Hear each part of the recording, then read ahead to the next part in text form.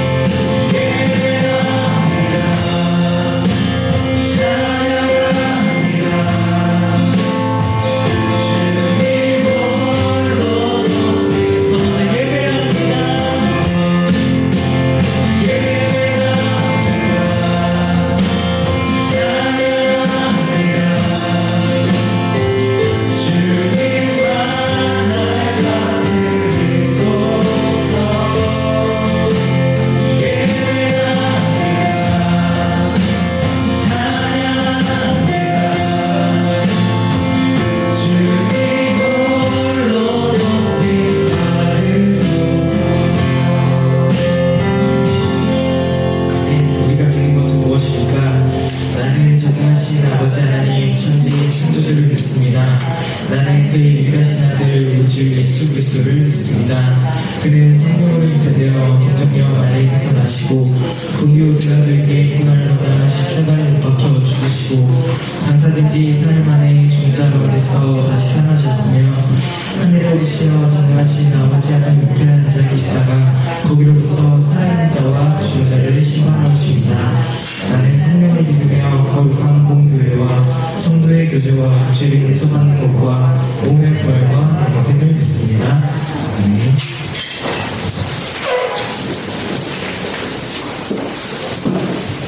존경하신 아버지 하나님, 오늘 이 자리에 나와 예배를 드릴 수 있음에 감사드립니다. 이번 한 주 동안에도 건강하게 지켜주셔서 감사합니다. 또 저희가 지는 죄를 용서해주세요. 이제 말씀을 드리려고 합니다. 오늘 말씀을 전달 주실 전도사님께 성령 충만하게 해주시고 말씀 듣는 친구들도 성령 충만하게 해주세요. 예수님의 이름으로 기도드립니다.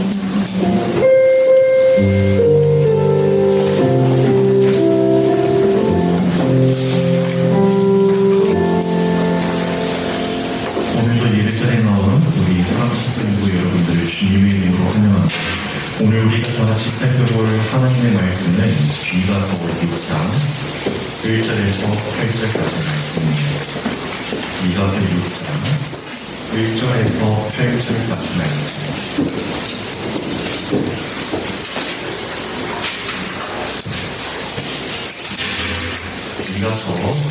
미가서는 성경이 있어요. 미가서 6장 1절에서 8절까지 말씀, 전도사님이 기록된 말씀 공독해드릴 때 하나님의 음성을 들으시기 바랍니다. 너희는 여호와의 말씀을 들을지어다.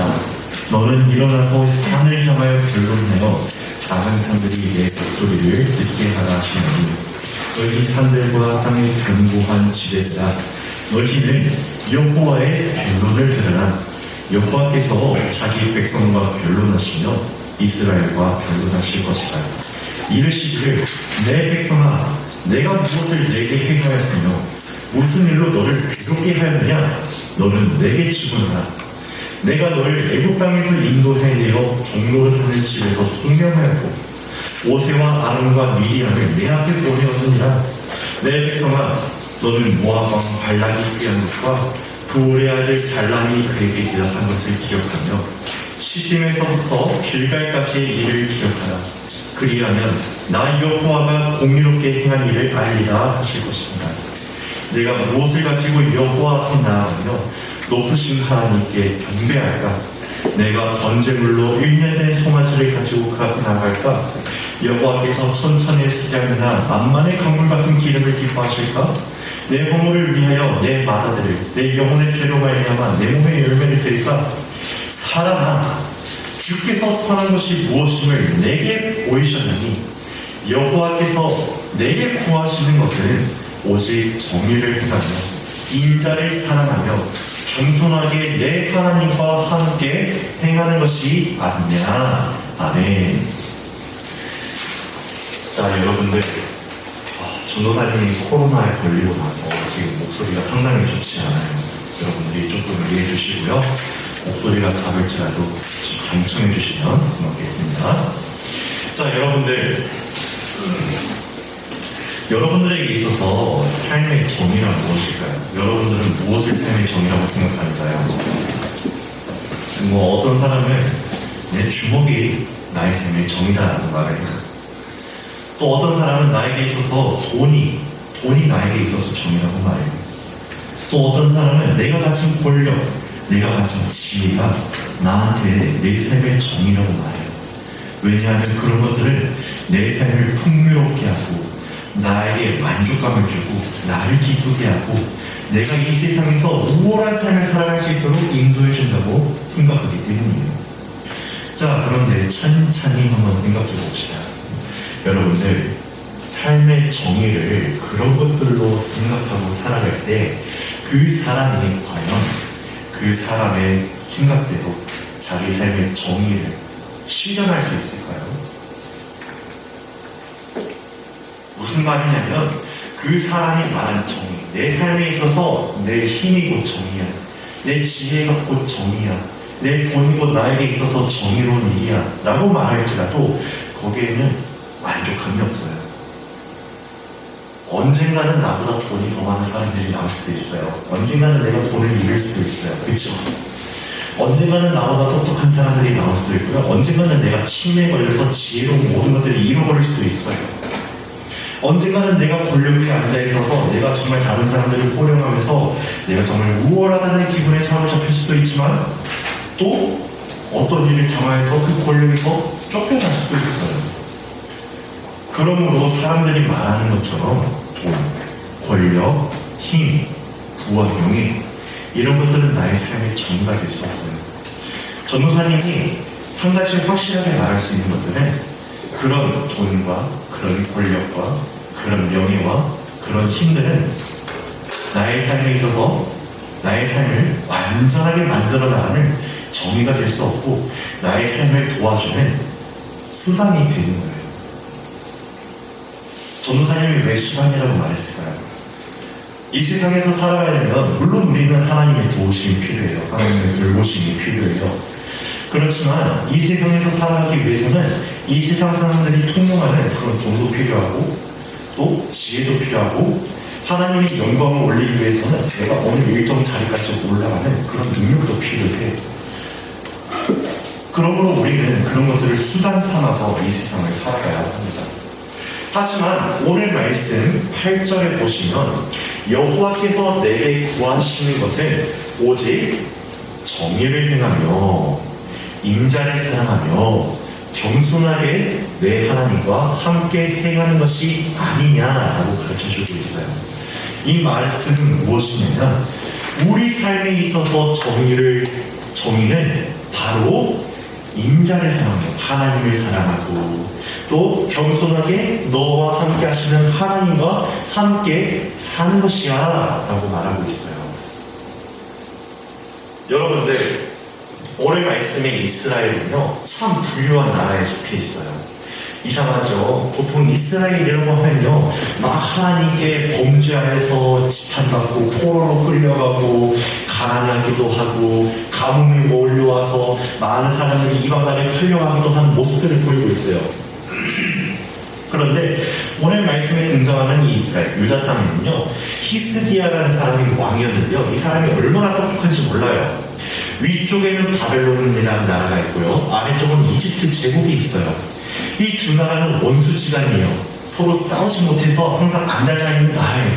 그런데 불행 중 다행인 것은 무엇이냐면 바벨론과 이집트 제국은요 서로 싸울 만한 경제적인 능력이 그때 없었어요. 또 그때는 정말 그 두 나라 가운데 군사를 일으킬 만한 그런 인력도 잘 없었어요. 두 나라는 항상 싸우고 싶은 마음이 있었지만 오랜 기간 동안 경제적 공격을 회복하기 위해서 또 많은 인구들을 회복하기 위해서 싸우지 않는 기간들이 점점 길어지고 있었어요. 히스기야 왕은 그곳을 포착해서 유다 땅이라는 그 나라의 특징 위에는 바벨론, 아래는 이집트 제국 유다가 바로 그 가운데 있으므로 이 히스기야 왕은 중립을 지켰어요. 나는 어느 편에도 서지 않아. 나는 너희들 나라 사이에서 나는 가만히 있을 거야. 너네들 알아서 해. 그렇지만 너희들 두 나라 가운데 있는 무역, 장사길 그리고 외교의 길은 내 나라에 통과해야 되지 않냐?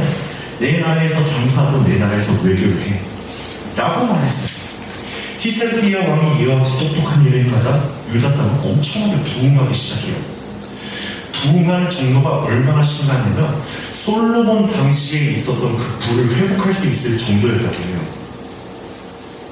유다 땅에 있는 사람들은요 정말 이 히스기야 왕을 찬양했을 거예요. 야 우리나라 사람들을 이렇게 잘 살게 하다니 우리나라가 이렇게 강대하게 되다니 이방 땅에 꿀리지 않아 우리가 얼마나 잘난 사람들이냐 라고 자랑할 수 있을 정도였어요. 그런데 여러분 8절 말씀에서 우리가 살펴봤듯이 하나님께서 우리 하나님의 백성들에게 말씀하시는 삶의 정의는 하나님을 사랑하고 하나님과 함께하는 것이요. 왜냐하면 그 이전에 있었던 그 이전에 있었던 4절에서부터 시작해서 5절까지의 말씀을 보면요.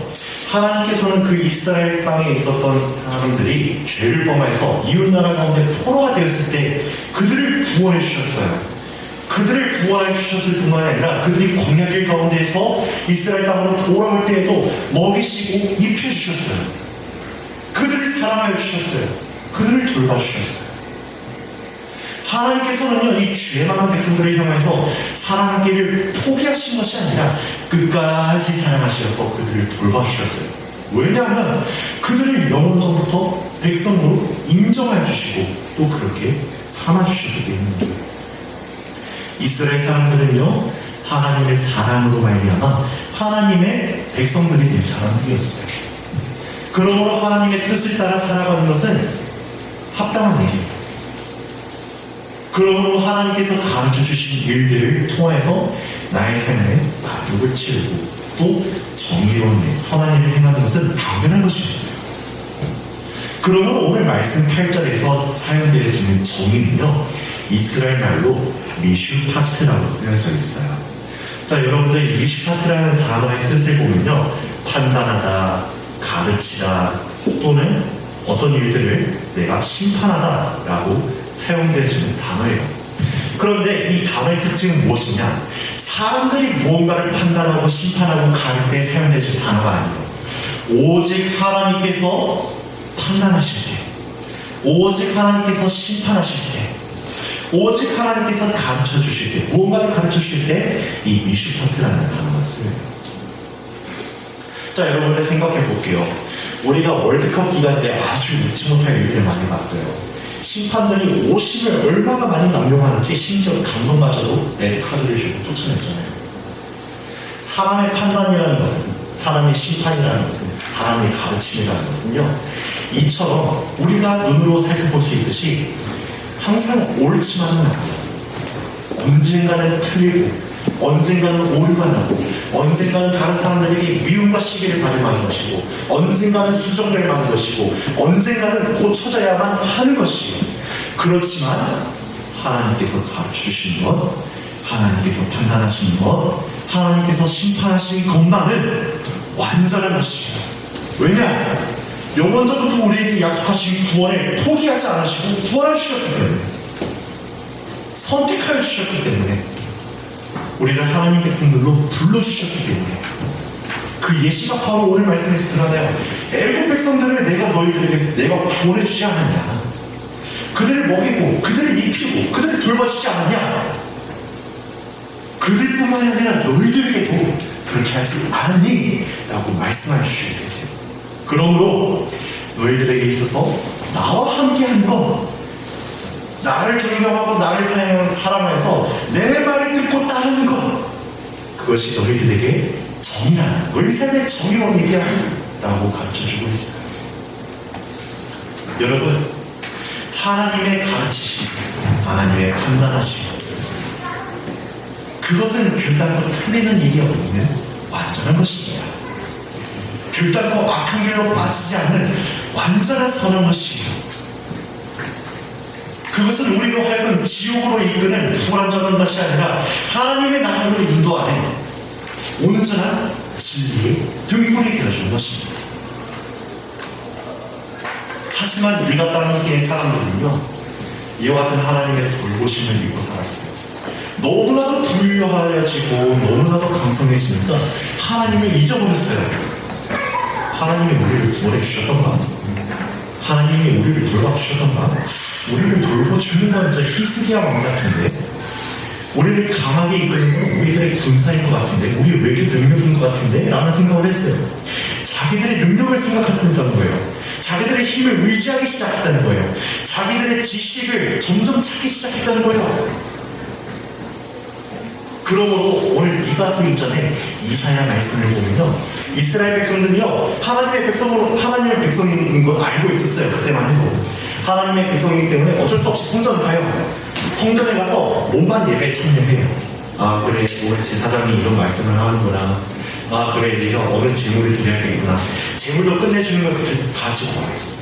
소와 양과 새, 뭐 비둘기 이런 것들을 가지고 올 때, 뭐 우리로 말하자면 2+ 이런 것들을 가지고 와서 하나님께 드려요.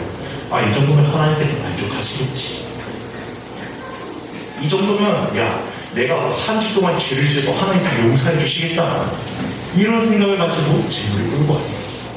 점차 이스라엘 백성들은요, 하나님의 가르치심과 하나님의 심판하심과 하나님의 판단하심을 정의로운 것으로 생각하지 않고 자기들의 호주머니에 들어간 돈, 자기들의 머리에 들어간 지식, 이것이 점차 그들의 삶의 목적이 되고 정의가 되어버린 거예요.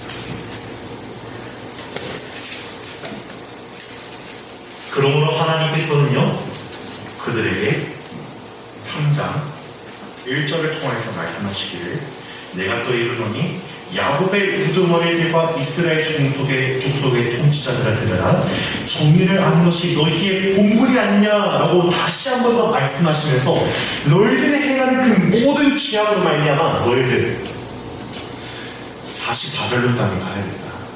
다시 가야죠. 너희들 바벨론 땅에 가야 된다. 거기서 너희들은 다시 배워야 되겠다. 너희들을 구원할 만한 힘이 있는 자가 되어라.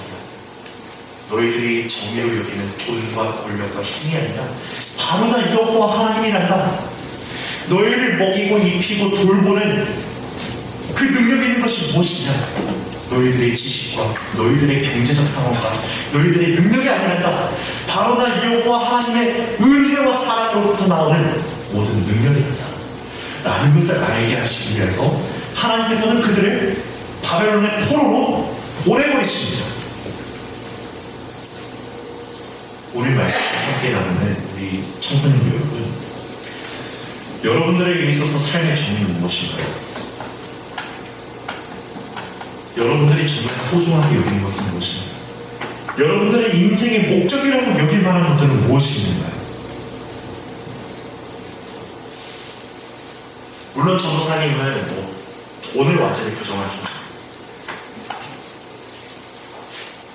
또 전도사님은 힘이 없어야 된다 이런 말을 하고 싶지 않아요. 그렇지만 우리 삶의 가장 중요한 것은 우리를 사랑하시고 우리를 돌봐주시며 우리를 선한 길로 인도해 주시는 하나님을 사랑하는 것, 그 하나님과 함께하며 그 하나님의 가르치심을 듣고 그 하나님의 판단하심을 쫓아서 선한 길로 살아가는 것이 우리 삶의 정의가 되어야 된다는 것을 가르쳐주고 싶어요.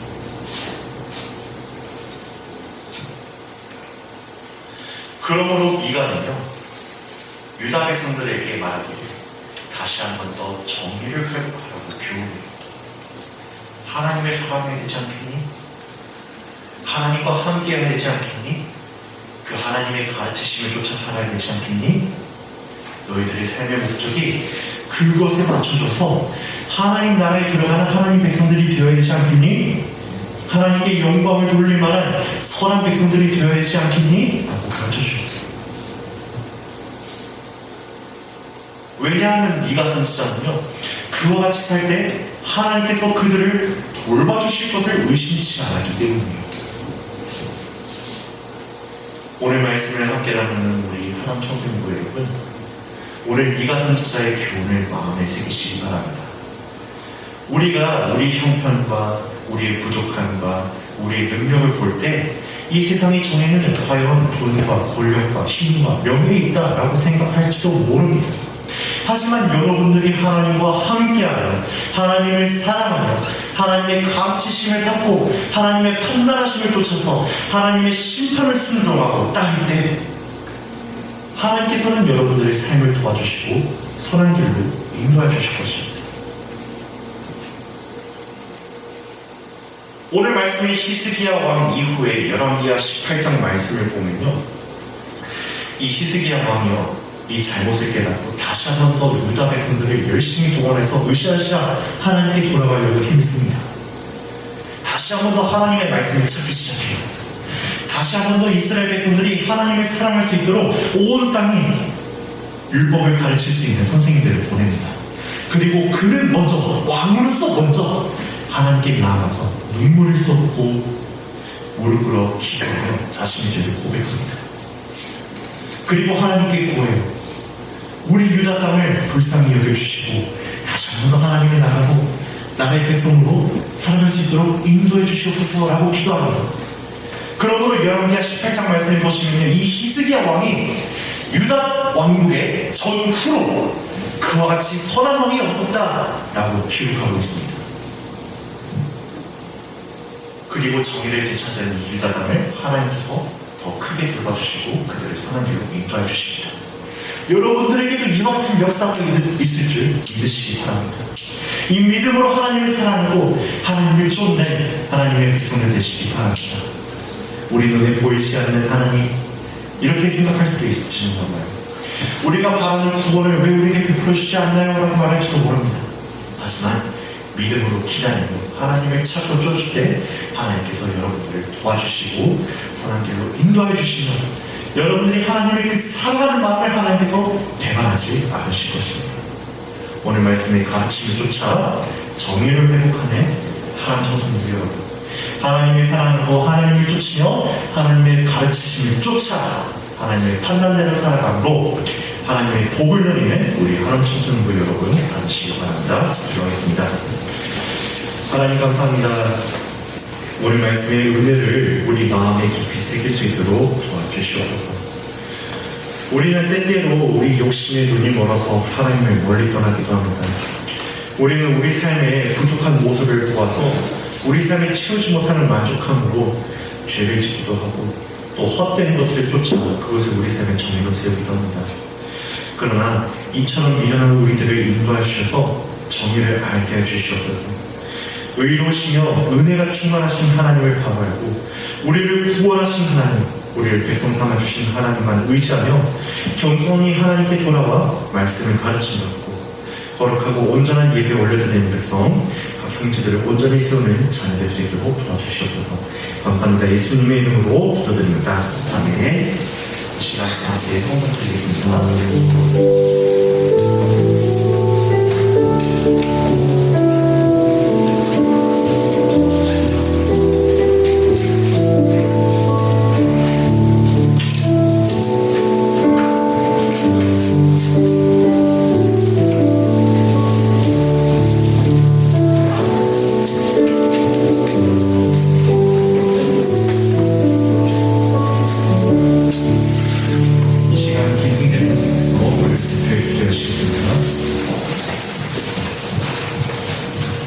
사랑이 많으신 하나님 아버지, 오늘 이 예배 자리 가운데 귀한 말씀으로 우리에게 인도하여 주신 주님 너무나 감사드립니다.